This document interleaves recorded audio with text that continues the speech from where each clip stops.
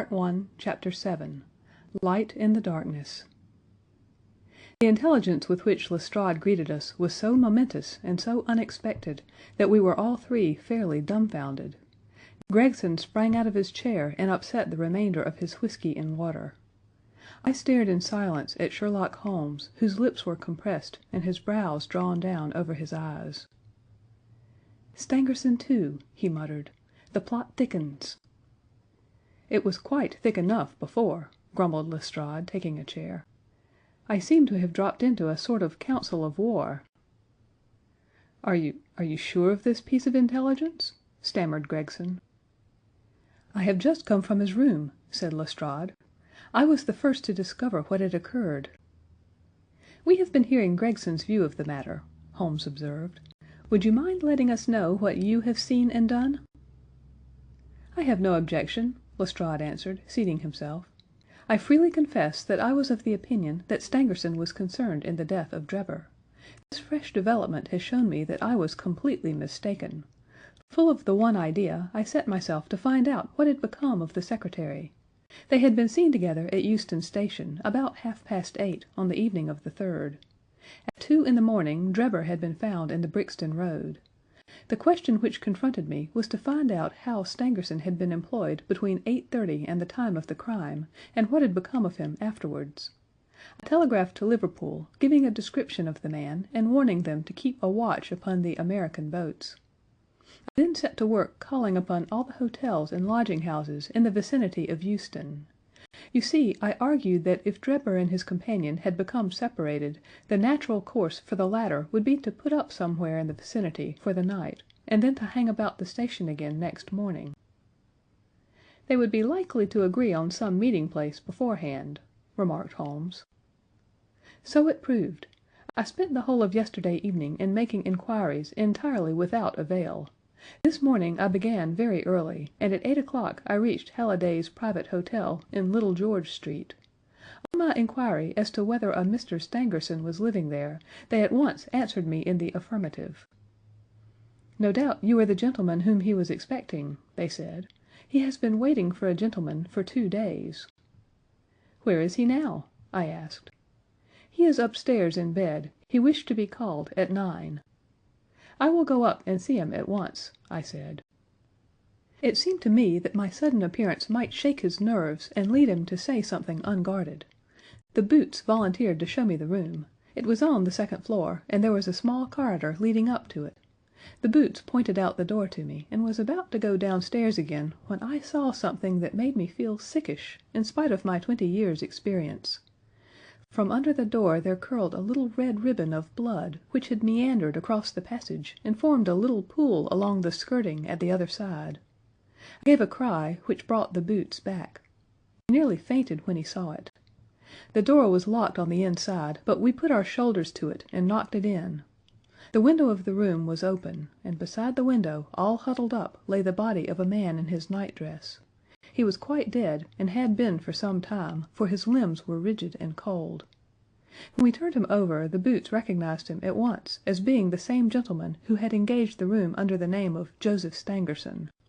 The cause of death was a deep stab in the left side, which must have penetrated the heart.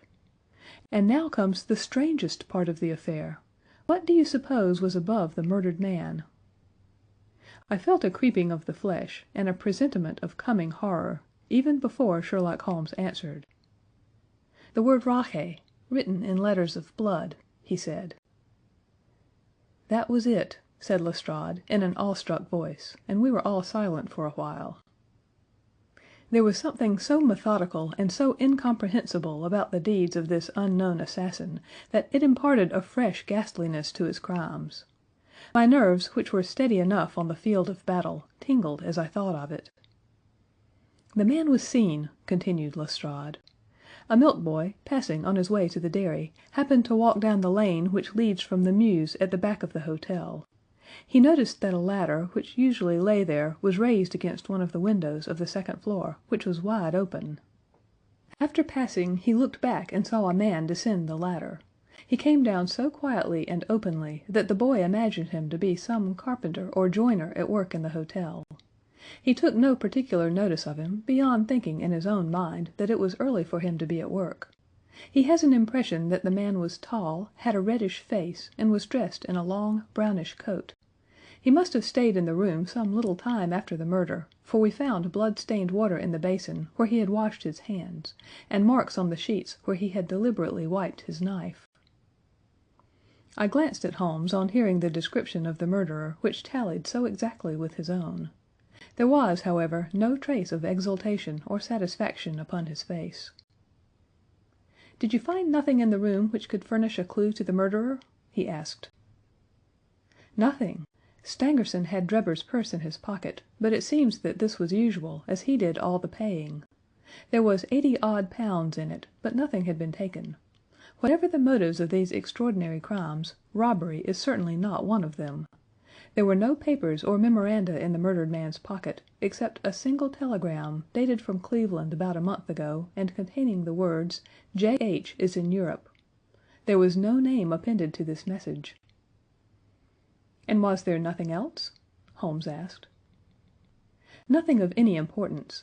The man's novel, with which he had read himself to sleep, was lying upon the bed, and his pipe was on a chair beside him. There was a glass of water on the table, and on the windowsill a small chip ointment box containing a couple of pills." Sherlock Holmes sprang from his chair with an exclamation of delight. "The last link!" he cried exultantly. "My case is complete." The two detectives stared at him in amazement. "I have now in my hands," my companion said, confidently, "all the threads which have formed such a tangle. There are, of course, details to be filled in, but I am as certain of all the main facts from the time that Drebber parted from Stangerson at the station up to the discovery of the body of the latter as if I had seen them with my own eyes. I will give you a proof of my knowledge. Could you lay your hand upon those pills?" "I have them," said Lestrade, producing a small white box. "I took them and the purse and the telegram, intending to have them put in a place of safety at the police station. It was the merest chance my taking these pills, for I am bound to say that I do not attach any importance to them." "Give them here," said Holmes. "Now, doctor," turning to me, "are those ordinary pills?" They certainly were not. They were of a pearly gray color, small, round, and almost transparent against the light. "From their lightness and transparency, I should imagine that they are soluble in water," I remarked. "Precisely so," answered Holmes. "Now, would you mind going down and fetching that poor little devil of a terrier which has been bad so long, and which the landlady wanted you to put out of its pain yesterday?" I went downstairs and carried the dog upstairs in my arms. Its labored breathing and glazing eyes showed that it was not far from its end. Indeed, its snow white muzzle proclaimed that it had already exceeded the usual term of canine existence. I placed it upon a cushion on the rug. "I will now cut one of these pills in two," said Holmes, and drawing his penknife he suited the action to the word. "One half we return into the box for future purposes. The other half I will place in this wine glass, in which is a teaspoonful of water. You perceive that our friend the doctor is right, and that it readily dissolves." "This may be very interesting," said Lestrade, in the injured tone of one who suspects that he is being laughed at. "I cannot see, however, what it has to do with the death of Mr. Joseph Stangerson." "Patience, my friend, patience. You will find in time that it has everything to do with it. I shall now add a little milk to make the mixture palatable, and on presenting it to the dog, we find that he laps it up readily enough." As he spoke, he turned the contents of the wine glass into a saucer and placed it in front of the terrier, who speedily licked it dry. Sherlock Holmes's earnest demeanor had so far convinced us that we all sat in silence, watching the animal intently, and expecting some startling effect. None such appeared, however. The dog continued to lie stretched upon the cushion, breathing in a labored way, but apparently neither the better nor the worse for its draught. Holmes had taken out his watch, and as minute followed minute without result, an expression of the utmost chagrin and disappointment appeared upon his features.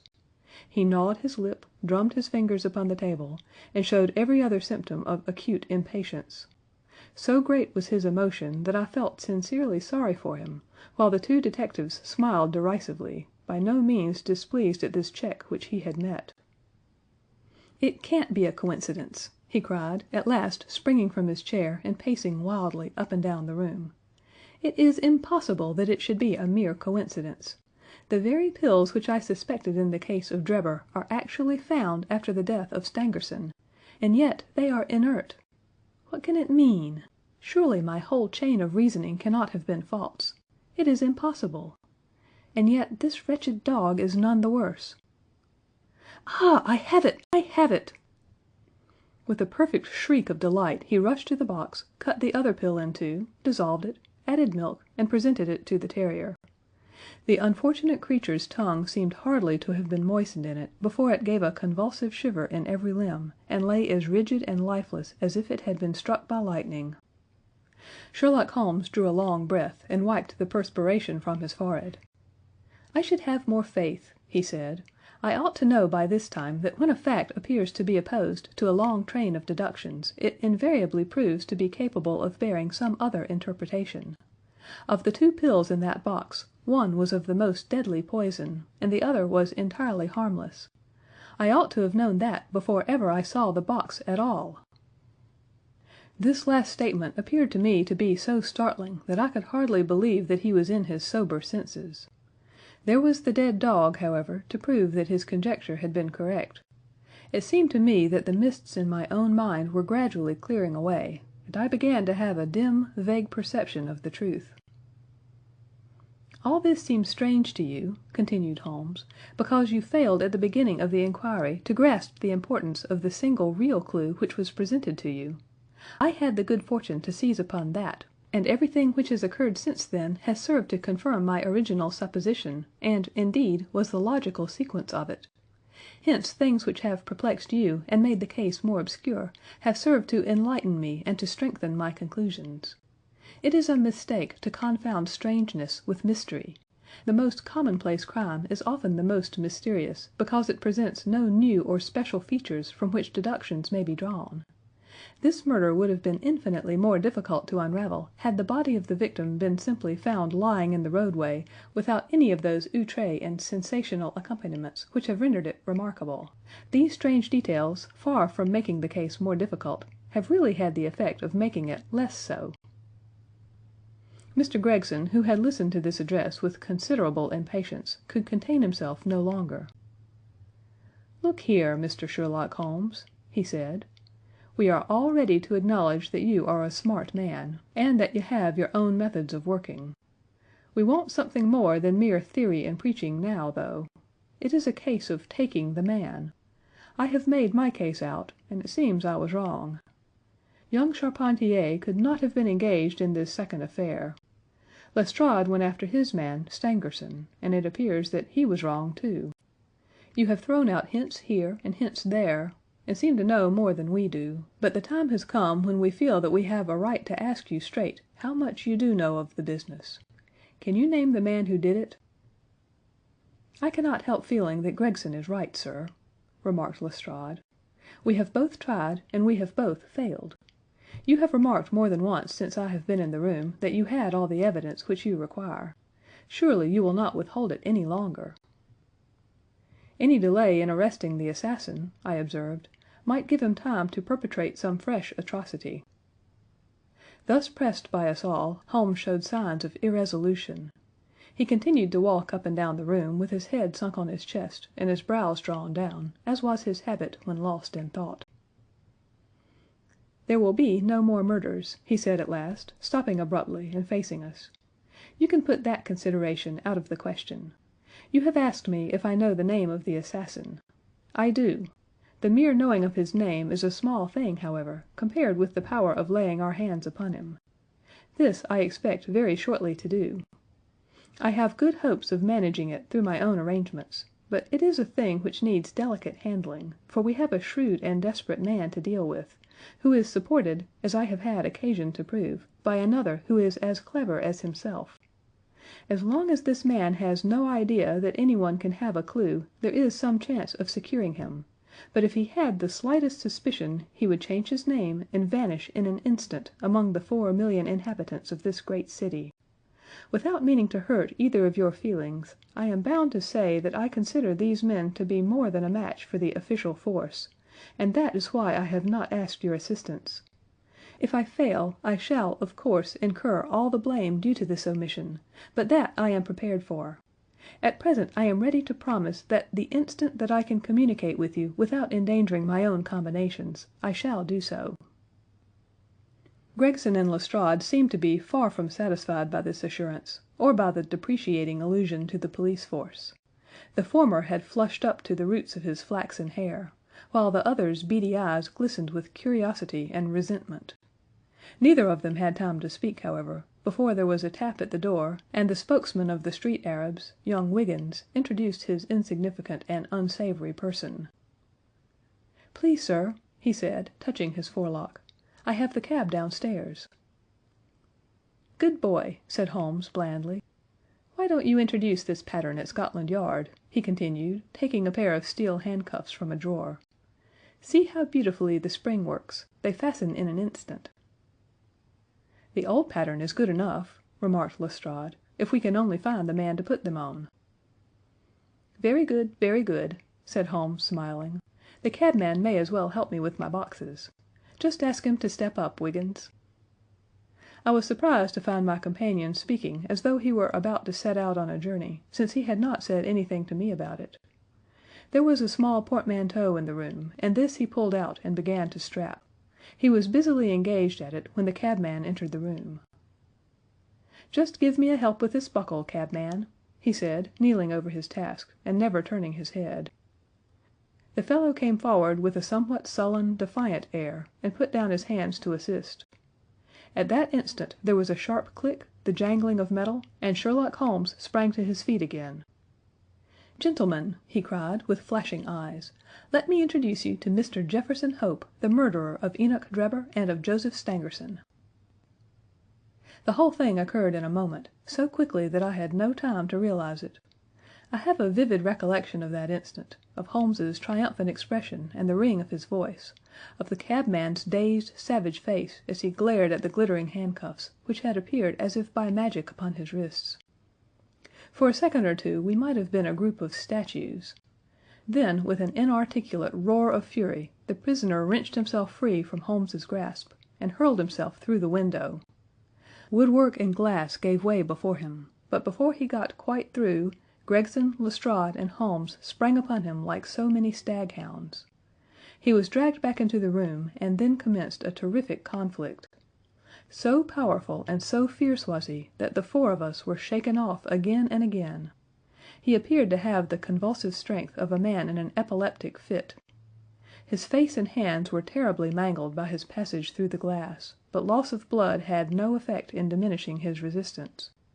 It was not until Lestrade succeeded in getting his hand inside his neckcloth and half strangling him that we made him realize that his struggles were of no avail, and even then we felt no security until we had pinioned his feet as well as his hands.